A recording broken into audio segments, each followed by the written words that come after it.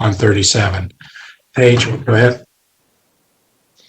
Thank you, Mayor. I wanted to pull this item just because I know there were so many important things that we were talking about today and that we'll continue to talk about Thursday. I didn't want our floodplain mapping process to kind of get lost in the mix.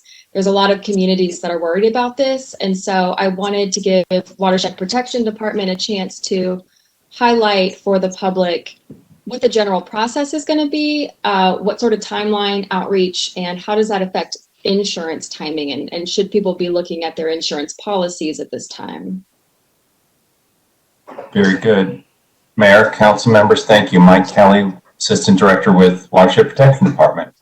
The timing of this is very prescient because we're only months away from our traditional storm seasons of May, June in particular, so this is really great timing.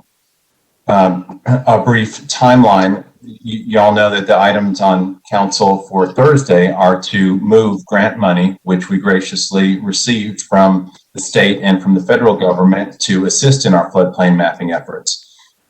We've already started the assignments to do the floodplain mapping. They're engineering studies, essentially computer modeling that helps us to use the latest information that we have to create the most accurate floodplain models based on the new rainfall information, which is going to be more rainfall more frequently, creating larger floodplains.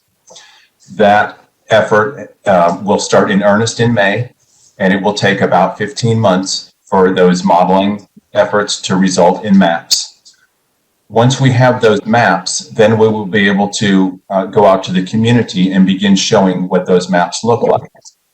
The maps will then be submitted to the Federal Emergency Management Administration to finalize, at which point the flood insurance rate maps would then go into effect. That process, after the city submits them to FEMA, is typically a 2 to 3 year period. So we're looking at about a 3 to 4 year period until the flood insurance rates actually are affected by the mapping efforts. So that's the ultimate punchline.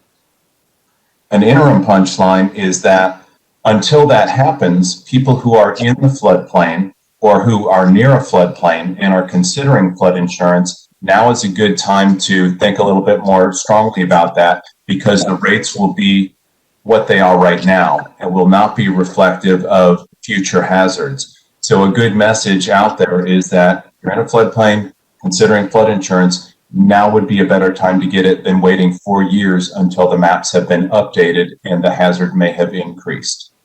The last point is that we will be conducting public meetings. Our first one is scheduled for the summer and fall of 2021, so probably closer to the fall of 2021. Depending on where we're at, it'll be virtual and or potentially in person. And then finally, spring, summer of 2023, after we've got all the draft maps done and everything is final, we're fixing to submit it to FEMA, we'll be meeting again with the community. So that's a summary of where we're at with floodplain mapping related to Atlas 14. Happy to answer any further questions.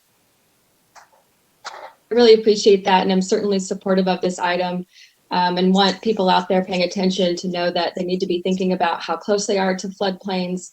As climate change continues to get worse and worse, we're going to see more properties that are at risk for this. So even if rates may not change for a few years. Paige, you froze. Councilmember Ellis, thank you for elevating this issue and letting the public know what's going on. If you come back, we'll bring you back. Mike, thank you for that explanation. Allison, do you want to highlight some issues on 37? Paige, you're back. Paige, I thanked you for elevating. Lost her. Allison, why don't you go ahead? Sorry, my internet's been really bad today, but I think I finished most of my thought and just wanted to make sure that was on people's radar this week. Thank you for elevating that and giving Mike a chance to explain that to the public. I know there are a lot of people with questions.